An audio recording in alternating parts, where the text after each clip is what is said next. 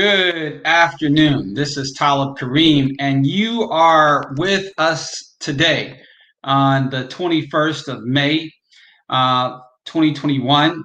Still in a pandemic, but we are gradually moving out, opening up, getting back in the world, as people say, returning to normal, whatever that is. While there are people who are being bombed literally over in Palestine, and our prayers and our thoughts go out to them. But we have a very interesting conversation today, and we are excited about that conversation and encourage you all to check it out and to get your questions ready for an expert in issues concerning national security, and somebody who also is an advocate for cybersecurity protections. Somebody who is giving advice right now to our nation to prevent the type of attacks that have occurred that have sent gas prices shooting out of the roof, literally, in fact, causing gas shortages at gas stations in places such as Washington, D.C., and perhaps wherever you guys are tuning into this conversation from. And so, again, if you have any questions, don't hesitate to drop it into the comment section, or again, if you have any comments that you want to add, don't hesitate to do that as well. And of course, be sure to click that like button if you like it, and smack that subscribe button if you haven't already smacked that button. We want to make sure we get as many people connected to the great information about grants, information about small business contracts, information about mentoring opportunities for their young people in their lives. And we have a very exciting program. And in fact, let me talk a little bit about our program. We have on the 26th, next Wednesday, we have a wonderful program with a huge list of people. And I'm going to just, for your purposes, so you can get a chance to enjoy and see what I'm talking about, I'm going to share a little bit about that information while right before we bring on our guests, because I want to make sure that you know about what's happening next week. So again, next week, you can get a chance to take advantage of the Cyber Ed Advocacy Day. Now, what is Cyber Ed Advocacy Day? Well, it's a full day of conversations and meetings with some of the leading members of Congress, their aides, as well as representatives of the Biden-Harris team, to talk about grants and additional monies that we are pushing to be brought into the pipeline through the president's hopefully multi-trillion-dollar infrastructure plan. This infrastructure plan, I think you guys have heard, probably everybody's heard about the fact that the government is looking at spending about $2 or perhaps $4 trillion on boosting our infrastructure in this country. Well, this is an opportunity to get some money in that infrastructure plan for what? Well, we want to basically get 300 cybersecurity training centers. So places that young people can come to and hopefully for little or no money be able to get training. And not only sometimes people get the training, but they don't actually get the jobs that come along with that training. And so one of the things that it will you'll have a chance to do is to actually get training and get placed in a job right during that training as a part of that training program. So that's one of the things that we're looking forward to doing. And this would be, again, these would be opportunities in every state. So not just in places such as DC or Maryland or Virginia, where there's a lot of focus on these types of issues already, but places, throughout the country, be it Mississippi, Arkansas, Alabama, Utah, Nevada, California, Wyoming, Nebraska, Iowa, South Carolina, New York, wherever you guys are located, Kentucky, these are the types of programs that need to be in not in every state, but in every city. And with 300, we have the opportunity to put, some in every, like three, actually with 300, right? We have the opportunity to have 6 in every state. And, that would make it possible for us to have one in every major city in the United States. And so this is what we need. This is absolutely what we need, and this is the reason why this Advocacy Day is, being organized.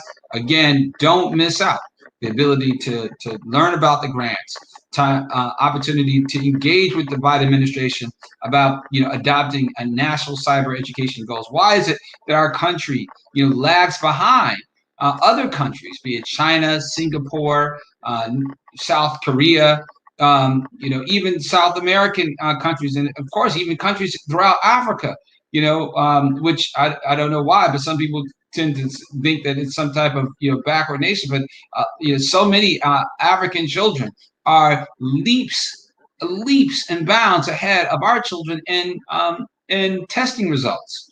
Why is that? Why some of them don't even have access to the same type of broadband that our children have. And the reason why is because there's a different type of focus on education. Children in this country, and I'll say this, are sadly, they are, perhaps they are, given too many benefits, so they don't enjoy the types of struggle. And I say enjoy struggle because there's a, you know what? I have been, the background is saying, I'm going to remove this back, but sometimes there is an understanding, there's a thought about the struggle that you have to go through when you are working, and you have to, walk miles for school, and in that context, you tend to appreciate school more than when you sometimes are, again, given the school opportunities that we give some of our students, and they don't have to struggle for those things. So again, these are the types of things that you'll have a chance to talk about to members of Congress, find out how your schools can even do a better job at really impressing upon your students about why it is so important for them to go into cybersecurity training. And so, without any further ado, I want to bring in our guest, our special guest coming all the way from here in Washington, D.C. And I know he's on a kind of strange angle on his video because he looks like he's on the right. Maybe you move a little bit to the left. The other left, right? Yeah, let me adjust my webcam here. There you go. There we go. Now, you're in center focus there. Now I'm off of focus, but it's okay because you're the man of the hour. We have none other than Charles Carithers. Charles is a national security expert, a graduate of Morehouse University, a graduate of also the Kennedy School of Government at Harvard University, and has done some extremely interesting work in intelligence and defense, in homeland security and cybersecurity. And he's going to be with us for this segment of our podcast to talk to us about his exciting career and tell us about why he's participating in the Cyber Ed Day. And so what we want to do, this conversation is a special conversation directed for the Cyber Ed Day. So what we're going to do is, first of all, put that link for you to register. And then also, while you're listening to him, you can also be registering. So I want to turn it over to you, Charles, and just ask you to tell us, who is Charles Carithers? Who is Charles Carithers? So, Talib, thank you so much for the warm introduction and the opportunity. So I'm Charles Carithers, born and raised in Boston, Massachusetts. And, I always have had a passion for service. I've always had a passion for safety and security. And you might not know this, growing up, I always wanted to either be a homicide or narcotics detective. That's like the career I wanted. I wanted to be a police officer or a cop, be a detective, solve cases. So, my major going down to Morehouse College was sociology. But then something interesting happened my freshman year, the attacks on 9/11. And that was the catalyst that started my intellectual curiosity in the world of national security, in the world of homeland security, in the world of foreign affairs, foreign relations, international relations. It was that event that really, put me on the path that I am on today. And so at Morehouse College, I didn't change my major from sociology, but I started studying about the world. A lot of courses in international relations, understanding, how those societies thought, reacted, viewed the United States, and viewed other countries. And so what brought me to my senior year at Morehouse College, and when I started looking into graduate programs, I thought to myself, okay, I want to study, I want to be a public policy practitioner long-term one day. So I want to get my master's in public policy, but I want my focus to be on national security and international relations. Where could I go that had that type of curriculum and whose professors or practitioners of the courses that they teach? So it's one thing to just lecture and to be an academic on a particular topic, but it's another to get a professor who lived it, who breathed it, who's in the trenches. And so that's what brought me to Harvard University's John F. Kennedy School of Government, right? So at the Kennedy School, I met some of the most brilliant people. Some of my professors were some of the most senior individuals that were national security practitioners. Former counterterrorism advisor Richard Clark, who was a counterterrorism advisor for Bush 1, Clinton, and Bush 2, who was actually at the Situation Room during 9/11. Former Secretary of Defense Ash Carter, former diplomat Joe Nye, former DoD Comptroller John White. And so that's what brought me to the Kennedy School, and I loved it. And one thing that I enjoyed about the Kennedy School is the robust network of students and professors who come from different backgrounds, different cultures. So I just decided to join this terrorism discussion group. It was a discussion group that was created and led by the various students and graduate programs throughout Harvard University. And keep in mind, this is during the height of the Iraq War. So this was, maybe 2005 or 2006. And one thing that was great about the terrorism discussion group, you learn different perspectives from different people from different backgrounds, different walks of life. But once the group met weekly, but once that group concluded, everyone went back to their apartments except for two people, myself and this national security fellow from the Department of Defense. And we just started hanging out weekly. And listen, I do not condone this. Smoking cigars and drinking bourbon weekly. That's what we did after our discussion course. And I'm not suggesting in any sense that you need to smoke cigars and drink alcohol, but that's what we did. And one day he randomly asked me, he said, "Hey, would you ever think about doing some counterterrorism work for the military?" I said, "Yeah, I'd be interested." And he said to me, "When you get back to your apartment, send me your resume and I'll flag it for my boss." And I did just that. And I'm not embellishing here. The next afternoon, his boss called me on the phone I said, hey, Jeff passed me your resume. He said you're a pretty cool person, that you're really sharp. I'm going to give you a job. But I just want to let you know, this has nothing to do with Harvard University. I saw from your resume that you went to Morehouse College. And back in the day, I deployed with some Morehouse men. They were stand-up guys. So that's why I'm going to give you a shot. And 2 weeks later, my conditional offer came via FedEx. And so that's what pretty much got my foot in the door. I didn't have to, apply on USA Jobs where resumes go to die. USA Jobs is literally the black hole of resumes. Didn't have to interview. I was hired on the spot solely due to networking. And I have to emphasize that because you never know where your next job offer is going to come from. You never know who you're going to run into. So I can't stress this enough. The importance of networking is key, especially in federal circles like national security, cybersecurity, international relations, because people are going to want to work with people that they like.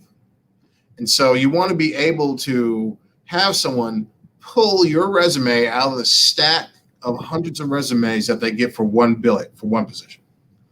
So I started work at DIA, Defense Intelligence Agency, which many of you know, it's the Pentagon's version of CIA, in January 2008.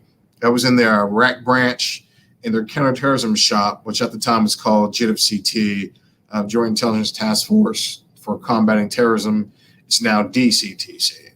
And I was in charge of a portion of Iraq monitoring all the terrorism activity and offering my perspective on it. I was an intel analyst.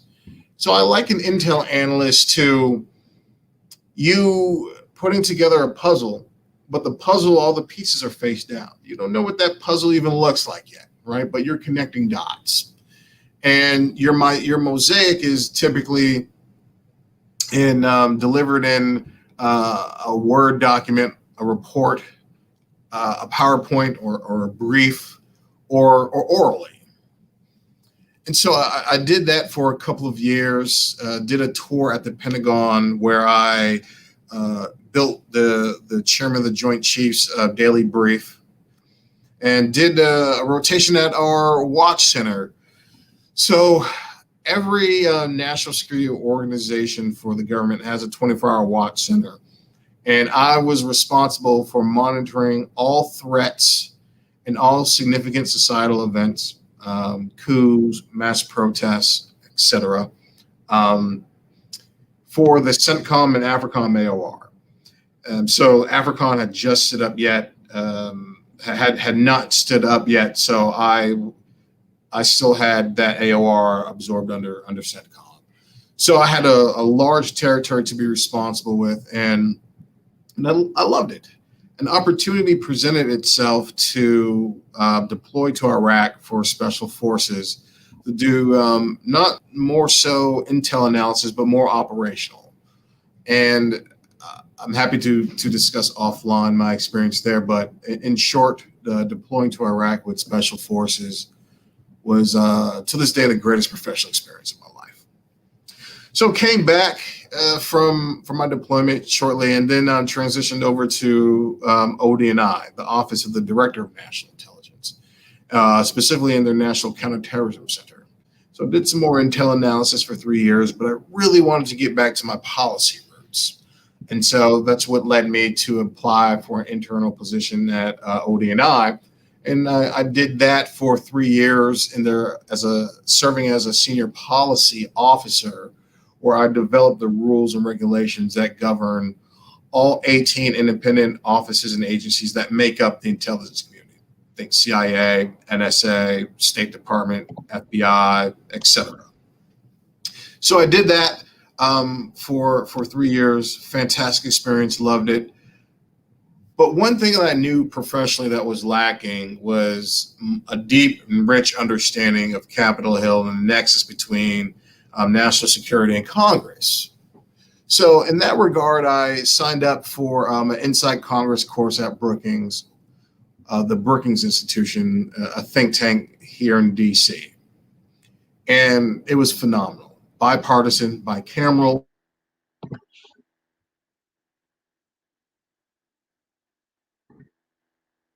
Oh.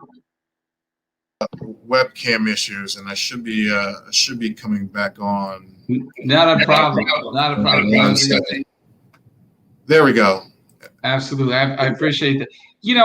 Let me just actually pose a couple questions. Sure. Because I know some folks were really curious about your history. Now, you talked about how you worked as a special operator in in Iraq, and I know generally involves capturing and killing people, and I think that we're a long way from those days back in the Bush administration, which I believe personally, and a lot of folks believe are probably dark days, but a lot of people still are looking at today what's happening in Palestine. And let me ask you, as somebody who's advising, the nation on national security issues, I mean, what is the rationale, you think, for bombing people and, and not thinking that they are going to literally hate the people who bombed them, what is the rationale for thinking that a father who sees his child killed or amputated because of a bomb that may have basically been dropped from an Israeli warship, but who he knows is being supported by the United States? What's the rationale for the thought about again how we make the investment to literally create thousands, if not tens of thousands, of people who hate this country after every military strike, versus doing things that could actually cause people to appreciate the country? What's the rationale, and what do you advise our leaders today, particularly in this particular conflict? That's a great question, and if I had the answer, I'd be a billionaire. I don't know the rationale, and I wish I did. One thing that I know from what I saw from my time doing counterterrorism operations in Iraq, you kill one individual or you target one individual, more often than not, you create a web of enemies, a web of dissent, a web of frustration, a web of anger. And that culturally, passes on through family, through generations. I often use the term that my grandmother said. You catch more flies with honey. It's a difficult situation when you're doing military operations or just war in general. You attack a target and you hit civilians. The second, third order effects are that it could create, more enemies or rally more people to a side in opposition to you. So I don't know. I don't know the rationale. So I wish I had a better answer for you. Well, let me ask you then to come back is, what do you think is the solution then? Since what doesn't work, what do you think is the solution for particularly the conflict that we see right now happening in the Gaza, where the people are just suffering right now? So the solution would be, a two-state solution. A solution would be like end the occupation and come up with a security agreement with the Palestinian government and the Israeli government. That's the solution. It seems straightforward what the end goals are. where things get complicated is achieving those end goals. But again, back to my point of catching more flies with honey, you've had year after year after conflict after conflict after conflict after conflict. The definition of insanity is doing something over again, thinking you're going to get a different result. So why not try something different? Why not? Let's end an occupation, right? Let's recognize Palestine as an actual single state. Let's come up with a firm, robust security cooperation agreement between Israel and Palestine and work from that. Because every few years we see this continuing cycle of violence, of death, of destruction, but no end in sight. Well, I tell you what, I approve that message. Honestly, and it just seems to me that you worked in the intelligence community, and I can't understand. Well, you got some intelligence people in intelligence, supposedly. That's what they call it, intelligence, right? Why isn't this, again, resonated? It's no secret that the United States, without the United States support, Israel couldn't, exist in the way that it exists. It's like a common fact. It's like not even a big surprise. I think probably my 7-year-old daughter might even know that, So it's like, if this is the country, this country knows what you just said, then I just can't understand, and we spend so much money, we waste so much money, again, think about some of these bombs that we're dropping. It is said, and I had I'm going to say a blessing. I had the blessing during Ramadan to find myself in a homeless village, literally blocks from the United States Capitol. You know what I mean? Basically, maybe a half a mile from the White House, literally, right? And this village is surrounded by homes where I used to live when I was just out of law school. But now these homes are like $1.2 million. Crazy, right? And rats running in and out of these tents that I was delivering food to. And do you know, it is said that the price tag on ending all homelessness is here in this country? You know what the price tag is? No. $20 billion. Wow. Now, probably one of the least expensive military systems in the United States government's ours are the least in terms of large system is $20 billion. You know what I mean? Yeah. And if you probably put a price tag on all the bombs that were dropped over the past 2 weeks in Israel, clearly, I'm sure that they spent, way more than, $20 billion in terms of armament, and supplies.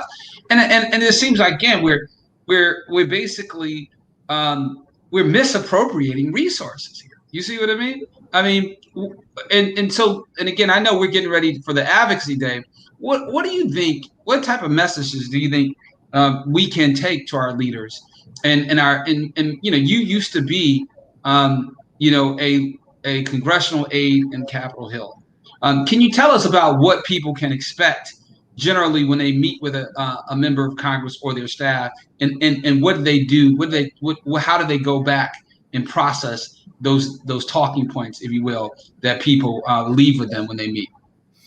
Yeah, so I always start with this, and I'm also an adjunct professor at Georgetown University. I teach a course called Congress and U.S. National Security Policy.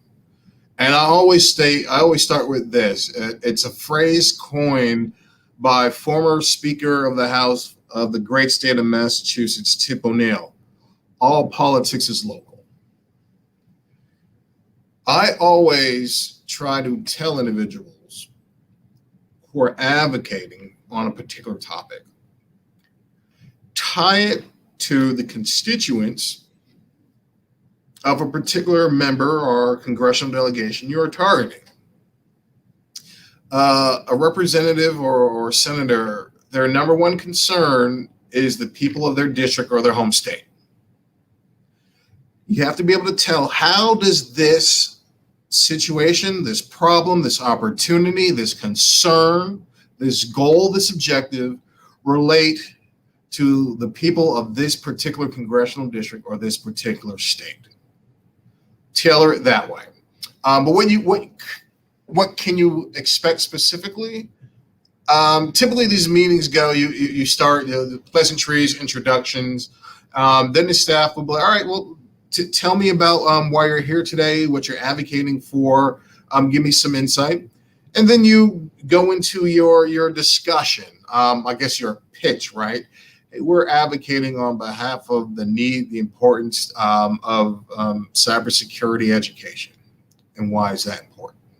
And then you explain why it's important. Typically, you have human beings, we tend to recall in threes, right? So you want 3 main bullets at least, or no more than 3 main bullets that's your high-end concerns, goals that you're trying to achieve.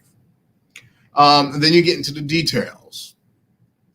Then you want to have a conversation with the staff on, hey, is this something you think your boss can support, get behind, help amplify a message, act as a force multiplier in the objective we're trying to achieve? If not, why and how could we get your boss on board with this message, this objective, these goals we're trying to achieve? And the objectives that we're trying to achieve, just so everybody is clear about those, are 3, right? We want some money. We want some money, not for us as the organization. We want some money really for you and for your schools, right? We want a modest amount of money, as you probably know, and again, for the benefit of everybody, we can put it back on the screen. We were going over that a moment ago before you joined us, but I think it'd be good to put it back on there right now. So as you guys can see, we want $10 billion for direct payments to provide for parents and educators. We want also, again, and then these monies, again, are like, for example, a lot of the parents who had to leave their work in order to be able to monitor their children while they were in remote schooling. There has been data that suggested that in some cases, the students and their performance actually shot up, because when you had engaged parents who were taking off work to be, essentially teachers' aides, supporting the teachers who were doing the remote education, you had better outcomes. And so to the extent that we can boost our outcomes by spending a little bit of money on providing parents some funding to continue their, maybe part-time or full-time, work as a teacher's aide, we should do that. And we can boost our records or boost our scores in that way. The second thing is we want to build 300 cyber infrastructure training and placement academies. So that would be like 6 in every state. So that's another thing that we want to do. Another thing that is missing from this list, but I'm going to bring another list that I don't wonder if you guys can see this. Can you see this new list? That's $10 billion for grants to start historically Black colleges and universities and Hispanic serving institutions, so they can actually help protect the energy grid that, as you know, recently came under attack. Can you talk about, is that the type of message, if we gave those 3 bullet points that you talk about in threes to a member of Congress, perhaps the ones that you worked for in the cybersecurity or in the House and the Senate Homeland Security committees, how do you think those messages would be received? Yeah, absolutely. I think they would be well received. And Let me unpackage this for you, Teleb. According to the Bureau of Labor Statistics, cybersecurity is one of the fastest growing fields, if not the fastest growing field, in terms of careers. What does that mean? I'll put it in plain English for everyone to listen to. We don't have enough people to fit the cybersecurity jobs that are available in the country. These are six-figure salaries, and we don't have the people. So that is why funding for cyber education is so important. I'm going to tell you this, and it's no secret. Cybersecurity is now, it's the future. It's not going away. This is it, right? This is the new frontier, for a lack of a better terminology, okay? But we don't have the people to serve in this capacity. That's why this is so important. This is why Cyber Education Advocacy Day is so needed. We need to train our workforce so we can meet the demand, okay? We have to start from K to 12, and we have to also retrain, adults who are in different industries. We not only do we keep our nation safe, our allies safe, our critical infrastructure safe, we're boosting the economy by creating well-paying jobs. This is needed. And I can tell you, working for Chairman Benny Thompson and working indirectly with Rep. Langevin, whom Chairman Thompson, Chairman of the Committee on Homeland Security, Rep. Langevin, who is also on the Committee on Homeland Security, but is also the chairman of House Armed Services Cyber Innovation Subcommittee, are supporters of this. We need the American people to have a focus on cyber education, and in certain instances, retraining, so we can meet the demand, so we can keep our nation safe, right? It's a win-win. We keep our nation safe, we provide great paying jobs, the economy improves, our safety improves. This is why this is so important. And it's important that K through 12, because you start young. You start young. And so with that said, Charles, when we go in to meet with these people, what can we expect, from these meetings?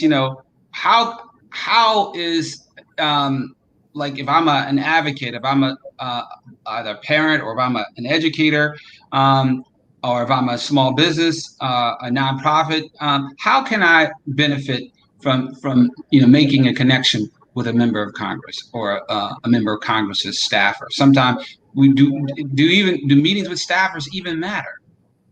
Yeah, so absolutely.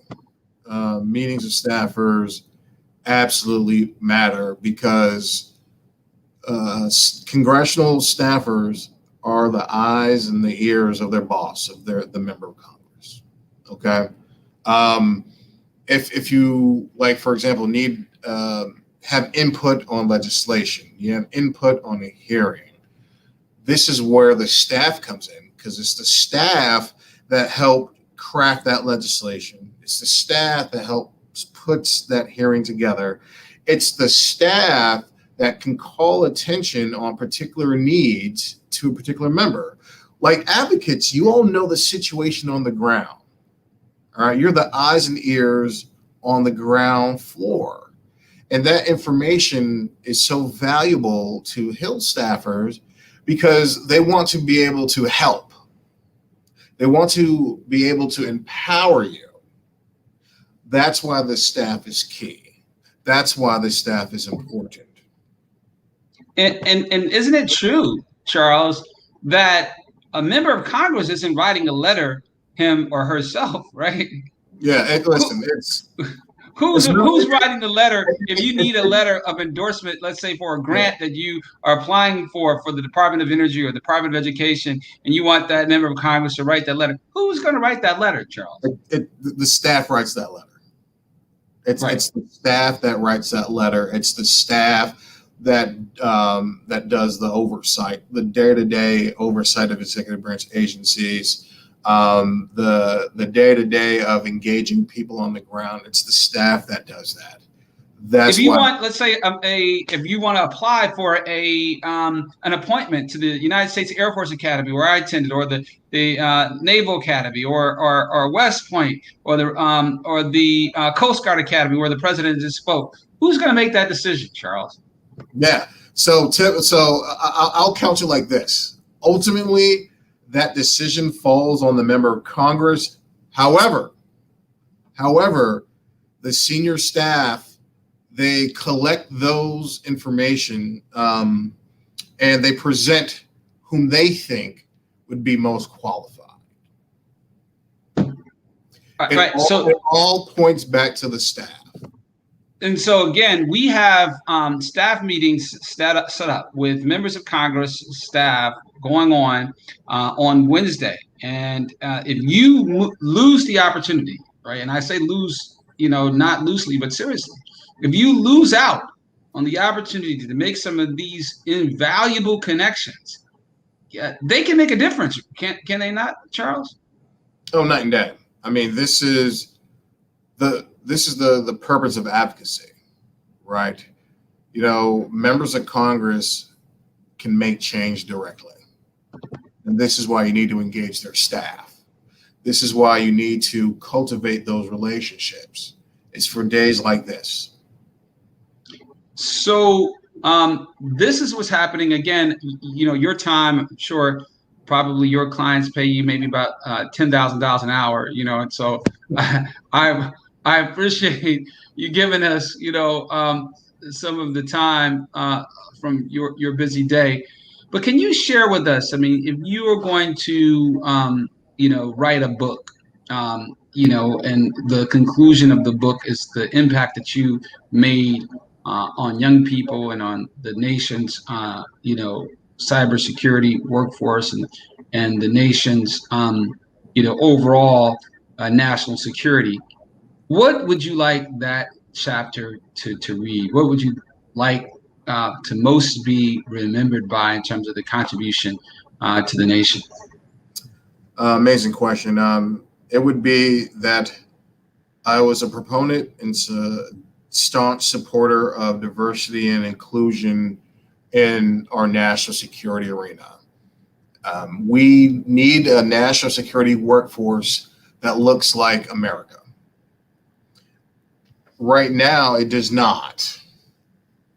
We've made some improvements. Chairman Benny Thompson has been a huge supporter of this, especially with his intelligence and cybersecurity fellowship at DHS, geared toward my historically black colleges, universities, and minority serving institutions. We need a workforce that looks like how America really, really looks. Without that, when you have a workforce where everyone looks the same, is from the same culture, they tend to look at problems and address our hard problems through the same lens. And you create an atmosphere of monolithic groupthink. A lack of diversity in our national security is a detriment to our national security, hands down. So I would want to be remembered as a huge supporter of diversity and inclusion in the national security space, and a mentor to young individuals who are looking to get their foot in the door, who are looking to start their career in national security. That's what I would like to be remembered as. Well, that's an amazing legacy to leave. And to some extent, that if you're able to help solve this $20 billion funding gap, that is all we need to prevent, again, homeless encampments like we have in Washington, D.C., and I know I've seen them in places such as Los Angeles, California, and other places across this country, where they're on one side of the neighborhood, or not too many blocks away, or right across the street, you have $1 million homes, and then on the other side of the neighborhood, or the other side of the street, you have people without homes. For us to solve that problem, and Charles just loves it, but for us to solve that problem, that would be a huge win for us. And I hope Charles is able to help solve that problem. I think it's a national security issue. I don't know if you agree with that, but I believe there's a big case to be made that solving homelessness could help protect our nation, especially if we put the people who are in the homeless camps to work as cybersecurity defenders. And as you said, we're looking for people. I would imagine that if some of the people just need a leg up, who are living out on the street, and if you tell them, hey, I'll give you a house to live in, and I'll give you some food, all you got to do is watch these screens, and make sure nobody, basically intrudes on this system. What do you think? You think people would go over that, Charles? Oh, definitely. Yeah. Excellent. Well, look, man, I really appreciate you taking time to be with us. For people who want to contact you, what's the best way of doing that, Charles? Best way is shoot me an email, ccarithers@cjgroup.com. Excellent. Well, we are really happy and excited about this wonderful conversation. We were only expecting 30 minutes, but we're really grateful that you were able to give us a few more minutes of your time. And again, we are really looking forward to you participating on Wednesday, the Cyber Advocacy Day. Again, you saw that link in the comment section. Don't hesitate to again click on that. Don't hesitate to subscribe to this channel if you liked it. To share it with your friends and family. Again, we have some wonderful mentors like Charles who are in our network, and we really want them to help your younger person to realize the vast amount of opportunities that are available for them. And I do believe that by having more cyber trained minds out there, that we will be able to hack this issue of division, of racial and economic division in our country. And I pray that we can be a guidepost and a model for us to solve problems, in places such as Palestine and other places across the world. And I believe that as you said, through honey-like solutions such as those that we're talking about, we will be able to accomplish more than the solutions that we've come up with so far. So I'll just leave it at that. But again, thank you very much, Charles, for your time. Thank you. This has been STEM4US, Talib Kareem, and the amazing Charles Carithers. We're looking forward to seeing you next Wednesday, and have a wonderful remainder of your day.